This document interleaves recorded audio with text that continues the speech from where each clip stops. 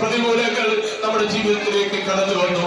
സ്വർഗത്തിലെ ദൈവം ഇന്നയോളം തന്റെ മാർവിൽ ആശ്വസിക്കുവാൻ വിശ്രമിപ്പാൻ ദൈവം നമുക്ക് നല്ലൊരു മാർവിൽ നമുക്ക് വേണ്ടി ഒരുക്കി തന്നു. അതേ ഹല്ലേലൂയ. യഹൂദ കിങ്കരന്മാർ, ആമേൻ, ഹല്ലേലൂയ, സ്തോത്രം. യഹൂദ പടയാളികൾ അവന്റെ കുന്തം കൊണ്ട്, വലിയ കുന്തം കൊണ്ട് അവരുടെ മാറിടം തുളച്ചു. ദൈവത്തിന്റെ സ്തോത്രം. മാറിൽ നിന്ന്, ആമേൻ, ചത്ത ശരീരത്തിൽ നിന്ന് രക്തവും വെള്ളവും ധാരാധാരയായി ഒഴുകി.